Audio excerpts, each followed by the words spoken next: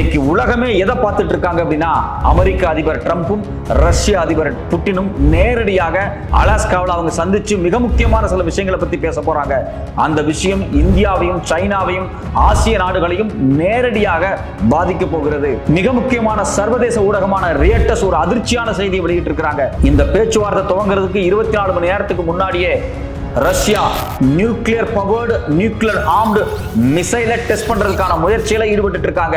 அமெரிக்காவினுடைய golden dome multi layer defence டெக்னாலஜியை ஒட்டுமொத்தமா காலி பண்றதுக்காக மிக முக்கியமான சக்தி வாய்ந்த 9M730ங்கிற மிசைலை டெஸ்ட் பண்றதுக்கு உறுதியாயிட்டாங்க. ஏன் எதுக்காக இந்த பேச்சுவார்த்தை நடத்தும் போது இவ்வளவு முக்கியமான மிசைலை டெஸ்ட் பண்ண வேண்டிய தேவை ரஷ்யாவுக்கு எழுந்திருக்கு? அமெரிக்காவினுடைய golden dome multi layer defence சிஸ்டம்னா என்ன? இது மட்டும் இல்லாம இந்த பேச்சுவார்த்தைக்கு நேரடியாக ஐரோப்பிய நாடுகளும் உக்ரைனும் ஏன் எதிர்ப்பு தெரிவிச்சிருக்காங்க? உண்மையிலேயே இந்த பேச்சுவார்த்தையினுடைய முடிவு என்னவாக இருக்க போகிறது? அந்த முடிவு எப்படியெல்லாம் இந்தியாவை நேரடியாக பாதிக்க போகிறது? வணக்கம், அது தமிழ் குரல். நான் உங்கள் சத்யராஜ். இன்னைக்கு உலகம் முழுக்க ஒரு மிகப்பெரிய செய்தி, உலகமே எதிர்பார்த்துக்கிட்டு இருக்கக்கூடிய செய்தி, எல்லா பெரிய ஊடகங்களும் பரபரப்பா தலைப்புச் செய்தியை போட்டிருக்கக்கூடிய விஷயம் என்ன அப்படின்னா, ரஷ்ய அதிபர் புட்டினும் அமெரிக்க அதிபர் டொனால்ட் ட்ரம்பும் அலாஸ்கா மாகாணத்துல சந்திக்க போறாங்க அப்படிங்கிறது தான். அலாஸ்காவில் இவங்க சந்திப்பு இருக்கக்கூடிய இந்த நேரத்தில் பார்த்தீங்க அப்படின்னா, ரஷ்யா அதிரடியாக ஒரு நியூக்ளியர் பவர்டு மிசைலை டெஸ்ட் பண்றாங்க அப்படின்னு ரயட்டஸ் பத்திரிகை செய்தி வெளியிட்டு இருக்கிறாங்க. அதாவது ரொம்ப ரொம்ப ரொம்ப பொலிட்டிக்கல் இம்பார்ட்டன்டான ஒரு விஷயம். ரஷ்யாவுக்கும் உக்ரைனுக்கும் 2022 இருந்து ஒரு மிகப்பெரிய யுத்தம் துவங்கி இருக்கு. ரஷ்யா உக்ரைனை ஆக்கிரமிச்சாங்க. அதுல இருந்து இந்த சண்டை துவங்குது. ஏற்கனவே கடந்த 2-3 நாளாவே என்ன செய்தி வெளியே வந்துச்சு அப்படின்னா, ட்ரம்பும் புட்டினும் சந்திக்கக்கூடிய இந்த சந்திப்பில் மிக முக்கியமான உரையாடலா என்ன இருக்க போகுது அப்படின்னா, இதுவரைக்கும் ரஷ்யா பிடித்து வைத்திருக்கக்கூடிய பகுதிகள் இருக்கு இல்லையா, உக்ரைனுடைய பகுதிகள், அந்த பகுதிகளில் பெரும்பாலும் ரஷ்ய மொழி பேசக்கூடிய மக்கள் தான் வாழ்ந்துட்டு இருக்காங்க. அந்த பகுதியில் ஏற்கனவே 2024 பார்த்தீங்க அப்படின்னா அது ரஷ்யாவோட மாகாணமாக இணைக்கப்பட்டு ரஷ்ய அரசாங்கத்தால் டிக்ளேர் பண்ணப்பட்டுச்சு. ஸோ அங்க இருக்கக்கூடிய பகுதிகள், அந்த பகுதிகளும், அது மட்டும் இல்லாம உக்ரைனுடைய நேரடி ராணுவத்தால் கட்டுப்படுத்தப்படக்கூடிய சில பகுதிகள் இருக்கு பாத்தீங்களா, இந்த 2 பகுதியுமே ஒரு ஸ்வாப்பிங் நடக்க போகுது. அதாவது ரஷ்யா சில பகுதிகளை தன்னோடு இணைக்கிறதுக்கு உக்ரைன் கேட்க போறாங்க, உக்ரைன் சில பகுதிகளை ரஷ்யா கிட்ட இருந்து நீங்க திருப்பி கொடுங்கன்னு கேட்க போறாங்க. இந்த பேச்சுவார்த்தை தான் ஒரு மையமான டிஸ்கஷனாக இருக்க போகுது அப்படிங்கிறது தான் எல்லா பத்திரிகையிலுமே ஒரு 3 நாளா செய்தி வெளியே வந்துட்டே இருந்துச்சு. ரேட்டஸா இருக்கட்டும், அல் ஜசீராவா இருக்கட்டும், எல்லாமே எழுதினாங்க. ஆனா திடீர்னு இன்னைக்கு செய்தி என்ன அப்படின்னா, இது மாதிரி போரை நிறுத்துவதற்காக 2 நாடுகளுக்கு இடையில் இருக்கக்கூடிய இந்த முரண்பாடை முடிவுக்கு கொண்டு வர்றதுக்காக அமெரிக்கா ஒரு மாடரேட்டா உட்கார்ந்து இந்த பஞ்சாயத்தை பேசக்கூடிய நேரத்துல ஏன் ரஷ்யா இவ்வளவு முக்கியமான ஒரு நியூக்ளியர் ஆர்ம்ஸை டெஸ்ட் பண்றாங்க? இதுக்கு பின்னாடி என்ன போயிட்டு இருக்கு? ஒரு டிப்ளமேட்டிக்கான ஒரு பேச்சுவார்த்தை நடக்கும்போது ரஷ்யா எதுக்காக இதை செய்யணும்? ஏன்னா இது திடீர்னு திட்டமிட்ட விஷயமா இருக்காது. இந்த டெஸ்ட் பண்ணணும் அப்படின்னா சில மாதத்துக்கு முன்னாடியே டெஸ்ட் பண்ணிருக்கலாம், இல்ல இந்த பேச்சுவார்த்தை முடிஞ்சதுக்கு பிறகு டெஸ்ட் பண்ணிருக்கலாம். ஆனா இங்க பேச்சுவார்த்தை நடந்து கொண்டே இருக்கும்போது ஒரு மிசைல் டெஸ்ட் பண்ண வேண்டிய தேவை ஏன் எழுந்திருக்கு அப்படின்னு சர்வதேச ஊடகங்கள் ரஷ்யாவினுடைய டிப்ளமசி மேல ஒரு சந்தேகத்தை ஏற்படுத்துற மாதிரி தொடர்ச்சியாக ஒரு நரேட்டிவ் வைக்கிறாங்க. இதுல குறிப்பா இந்த மிசைல் டெஸ்ட் எங்க நடக்குது அப்படின்னா, ரஷ்யாவினுடைய வடக்கு பகுதி. ஏற்கனவே பாத்தீங்கன்னா அங்க பல மிசைல்களை தொடர்ச்சியாக டெஸ்ட் பண்ண ஸ்பாட் தான். குறிப்பாக நியூக்ளியர் ஆர்ம்டு மிசைல்ஸ் டெஸ்ட் பண்றது ரஷ்யா வழக்கமா அங்க வச்சிருப்பாங்க. எங்க அப்படின்னா பான்கோவோ டெஸ்ட் சைட் அப்படிங்கிறாங்க. இது எங்க இருக்கு அப்படின்னா, ரஷ்யாவினுடைய வடக்கு பகுதியில் இருக்கக்கூடிய பேர்னட்சி ஆர்கிபோலில் இருக்கக்கூடிய ஒரு தீவு. அந்த தீவோட பேர் பாத்தீங்கன்னா நாவியா ஜெம்லியா. ஸோ இந்த தீவுல தான் பாத்தீங்க அப்படின்னா இந்த பான்கோவோ டெஸ்ட் நடக்குது. அந்த டெஸ்ட்ல என்ன மிசைல் டெஸ்ட் பண்றாங்க அப்படின்னா, nuclear armed nuclear power cruise missile the 9M730 Burevestnik. அதனுடைய பேர் பிரிவஸ்னிக் சொல்றாங்க. நேட்டோ படைகள் அதுக்கு வேற பேர் சொல்றாங்க, SSC XA9 ஸ்கைஃபால் அப்படிங்கிற மிசைல் பேரை சொல்றாங்க. வழக்கமா ரஷ்யா மாதிரியான நாடுகள் அவங்க மிசைலுக்கு ஒரு பேர் வச்சாங்க அப்படின்னா அதுக்கு ஆல்டர்னேட்டாக ரஷ்யாவுக்கு பக்கத்தில் இருக்கக்கூடிய அனைத்து நேட்டோ நாடுகளும் நேட்டோ படைகளும் அதுக்கு வேற ஒரு பேர் கொடுப்பாங்க. அது ஸ்ட்ராட்டஜிக்கலா வழக்கமா நடக்கக்கூடிய ஒரு விஷயம். அப்போ இவ்வளவு முக்கியமான ஏற்கனவே பல முறை நியூக்ளியர் ஆர்ம்ஸை தொடர்ச்சியாக டெஸ்ட் பண்ண அந்த சைட்டுக்கு திடீர்னு பாத்தீங்க அப்படின்னா சில கப்பல்கள், அது மட்டும் இல்லாம சில ட்ரக்குகள், பல போக்குவரத்து வாகனங்கள், ஏர்கிராஃப்ட்ஸ் அதை செக்யூரிட்டி பண்றது அப்படின்னு சொல்லி திடீர்னு அந்த இடம் பரபரப்பாக மாறி இருக்கிறது. ஸோ அப்ப கண்டிப்பாக அங்க ஒரு நியூக்ளியர் மிசைலை கேரி பண்ணி போறக்கூடிய மிசைலை டெஸ்ட் பண்றதுக்கான வேலை நடக்குது அப்படின்னு ரேட்டஸ் பத்திரிகை ஆதாரப்பூர்வமா வெளியிட்டு இருக்காங்க. நிறைய சேட்டலைட் இமேஜஸ் எல்லாம் வெளியே வந்திருக்கு. அந்த இமேஜஸை வச்சு ஐரோப்பிய பத்திரிகையாளர்களும் சரி, யுஎஸ்ஏல இருக்கக்கூடிய அமெரிக்காவினுடைய முக்கியமான ஸ்ட்ராட்டஜிஸ்டும் பேராசிரியர்களும் என்ன சொல்றாங்க அப்படின்னா, இல்ல ரஷ்யா வந்து ஒரு நியூக்ளியர் டெஸ்ட் வந்து பண்றாங்க, இது முழுக்க முழுக்க பாத்தீங்க அப்படின்னா நாங்க வந்து எதுக்குமே தயாரா தான் இருக்கிறோம் அப்படின்னு ரஷ்யா காமிக்குது. ஏன் ரஷ்யாவுக்கு காமிக்க வேண்டிய சூழல் வந்திருக்கு அப்படின்னு சொல்றாங்க அப்படின்னா, இப்ப அமெரிக்காவை பொறுத்த வரைக்கும் பாத்தீங்கன்னா பேச்சுவார்த்தை என்னமோ அமெரிக்கால தான் நடக்க போகுது, அதாவது அலாஸ்கால நடக்க போகுது, கீழே அமெரிக்கா இருக்கு. சோ அமெரிக்காவினுடைய கோல்டன் டூம் அப்படின்னு சொல்லக்கூடிய இது மாதிரி மிசைல்களை எதிர்த்து நிற்கக்கூடிய மிசைல் சிஸ்டம் அவங்கள்ட்ட இருக்கு. கோல்டன் டூம் சிஸ்டம் ஏற்கனவே பாத்தீங்கன்னா இந்த சிஸ்டம் வந்து அயர்ன் டூம் அப்படின்னு இஸ்ரேல்ட்ட இருக்கு.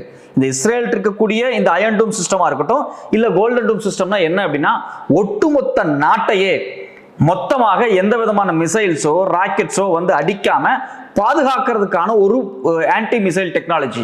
மொத்தமா பாத்தீங்க அப்படின்னா யுஎஸ்ஏவே வந்து சர்வைவ் பண்ணிக்கலாம். இஸ்ரேல் வந்து பாத்தீங்க அப்படின்னா அவங்களுடைய அயர்ன் டூம்ல ஒட்டுமொத்தமாக இஸ்ரேல் பகுதிகள் இருக்கு பாத்தீங்களா, அதை எல்லாத்தையுமே பாதுகாக்கிறதுக்கான இந்த அயர்ன் டூம் டெக்னாலஜி வச்சிருக்காங்க. அதனாலதான் பாத்தீங்கன்னா ஆயிரக்கணக்கான ராக்கெட்ஸ் மிசைல்ஸ் வந்து ஹமாஸ் தரப்புல இருந்தோ ஜோர்டான்ல இருந்தோ அடிக்கும் போது அது எல்லாமே ஆட்டோமேட்டிக்கா நேரடியாக இஸ்ரேலினுடைய இந்த டெக்னாலஜி அதை வந்து முறியடிச்சிருது.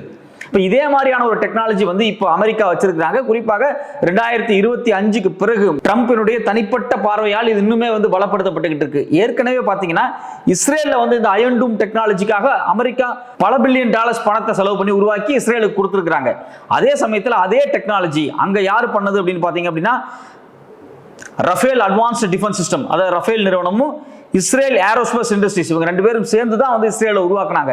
இன்னைக்கு அதே மாதிரியான ஒரு டெக்னாலஜியை அமெரிக்காவோடு இணைஞ்சு இன்னைக்கு அமெரிக்காவை வந்து ஒரு கோல்டன் டூமா வந்து ரெடி பண்ணி வச்சிருக்காங்க.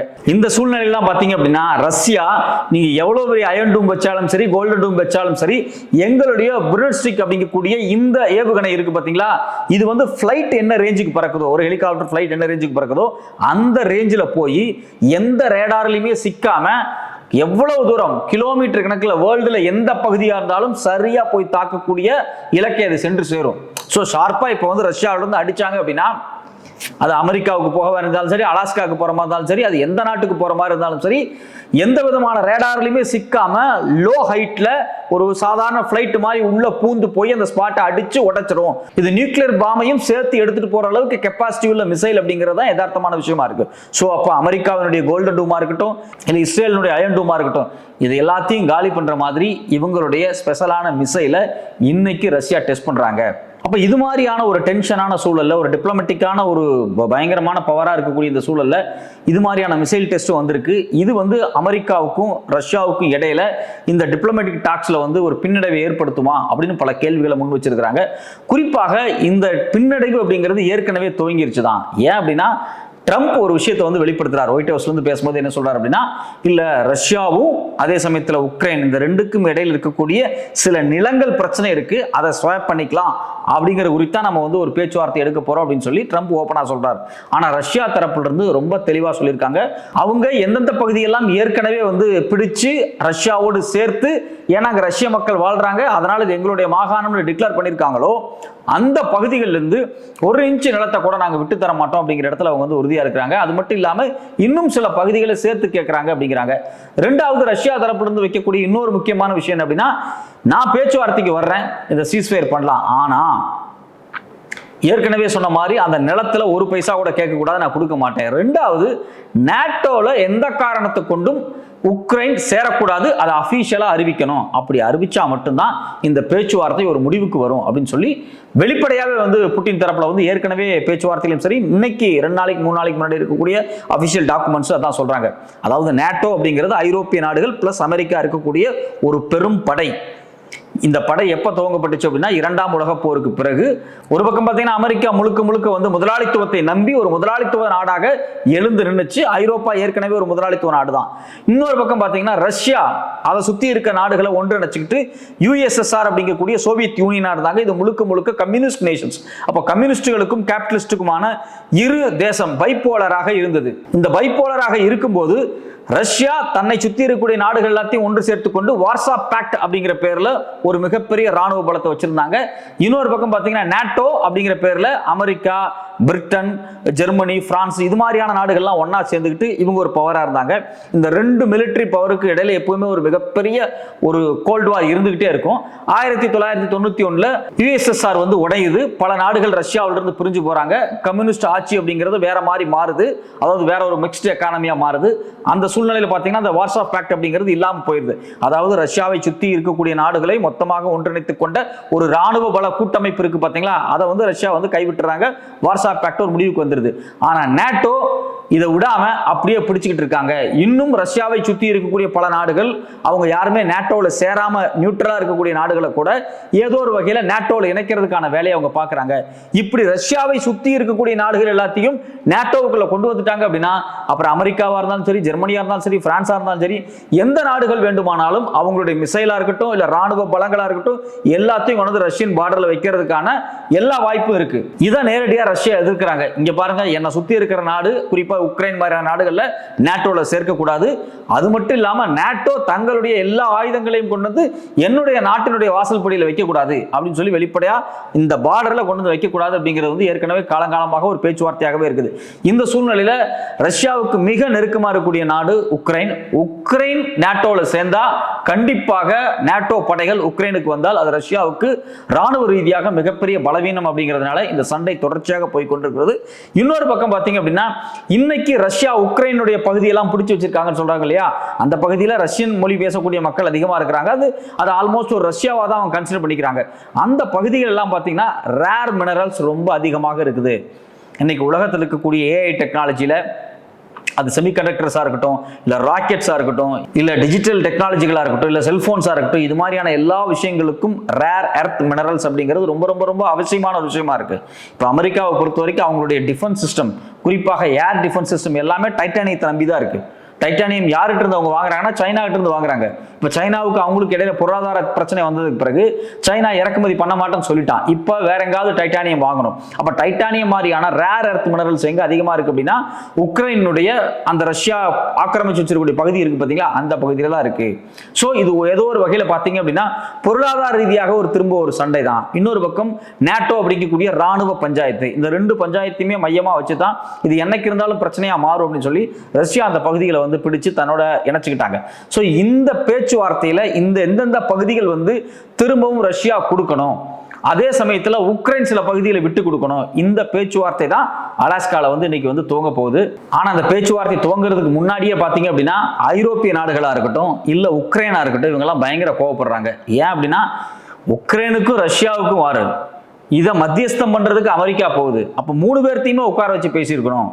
நடுவில் அமெரிக்கா உட்காந்து ஒரு பக்கம் ரஷ்யா இன்னொரு பக்கம் உக்ரைன், இதுதான் சரியான பஞ்சாயத்தா இருக்கும். ஆனா அமெரிக்காவும் ரஷ்யாவும் உட்கார்ந்து பேசி உக்ரைன் யுத்தத்தை எப்படி முடிவு பண்ண முடியும், இது சரியா இருக்காது அப்படின்னு சொல்லி உக்ரைன் தரப்பிலிருந்து தொடர்ச்சியான ஒரு வாதம் முன்வைக்கப்பட்டுக்கிட்டே இருக்கு. உக்ரைனுடைய தலைவர் ஜெலன்ஸ்கி வெளிப்படையா என்ன சொல்றாரு அப்படின்னா அடிஷ்னலா இன்னொரு 21,000 ஸ்கொயர் கிலோமீட்டர் வந்து ரஷ்யா கேட்குது.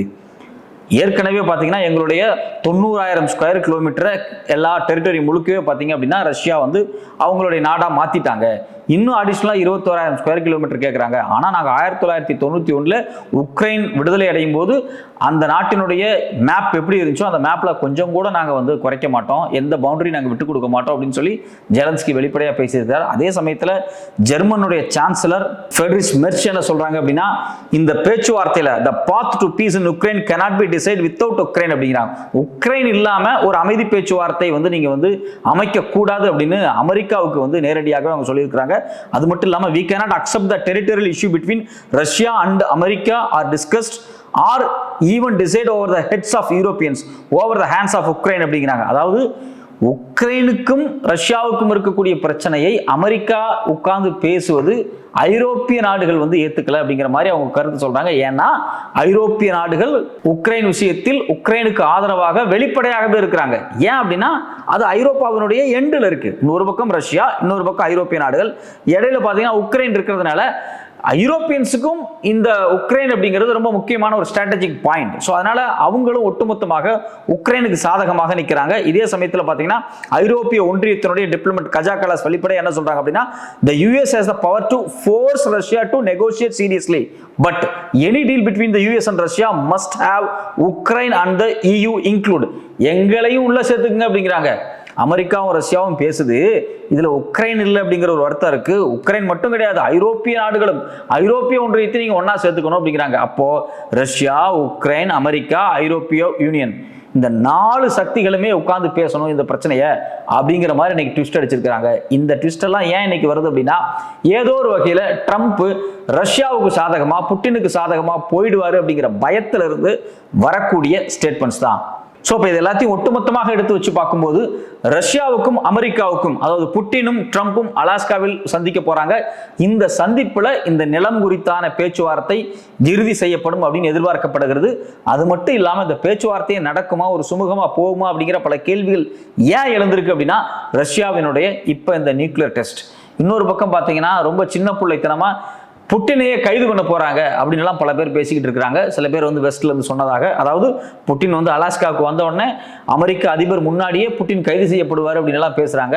இதை எதையுமே பொருட்படுத்தாம புட்டின் அவர்கள் எந்த விதமான ராணுவ பாதுகாப்புமே இல்லாம அலாஸ்காவுக்கு புறப்பட்டிருக்கிறார். அது மட்டும் இல்லாம ரஷ்யாவினுடைய மிக முக்கியமான மூத்த டிப்ளமேட்ஸ் எல்லாருமே ஏற்கனவே அலாஸ்கால இறங்கிட்டாங்க. இது இல்லாம அமெரிக்காவினுடைய வான்வழி பாதுகாப்பு மிக ஸ்ட்ரென்தன் பண்ணப்பட்டிருக்கு. ஸோ இப்போ இது எல்லாத்தையும் பார்த்தீங்கன்னா, ஒட்டுமொத்தமாக உலகமே பரபரப்பாக அமெரிக்காவையும் ரஷ்யாவையும் பார்த்து கொண்டிருக்கிறார்கள். இவங்க 2 பேருமே இன்னைக்கு அலாஸ்காவில் சந்திச்சு பேசக்கூடிய விஷயங்கள் தான், இந்தியா மீது இருக்கக்கூடிய 50% வரியா இருக்கட்டும், இல்லை சைனாவின் மீது இருக்கக்கூடிய 30% வரியா இருக்கட்டும், இல்லை ரஷ்யாவின் மீது இருக்கக்கூடிய தடையாக இருக்கட்டும், இல்லை ஆசிய நாடுகளின் மீது இருக்கக்கூடிய வரிச்சுமைகளாக இருக்கட்டும், எல்லாமே ஒரு சுமூகமான நிலைக்கு வரும். ஸோ அப்போ ரஷ்யாவும் அமெரிக்காவும் பேசுவது இந்தியாவை நேரடியாக பாதிக்கக்கூடிய விஷயம். அங்கே என்ன முடிவு எடுக்கப்படுறாங்களோ அதன் அடிப்படையில் இந்திய பொருளாதாரமும் இந்திய அரசியலும் பல மாற்றங்களை சந்திக்கும். பொறுத்திருந்து பார்ப்போம் அங்கே என்ன முடிவு எடுக்கிறாங்க அப்படின்னு.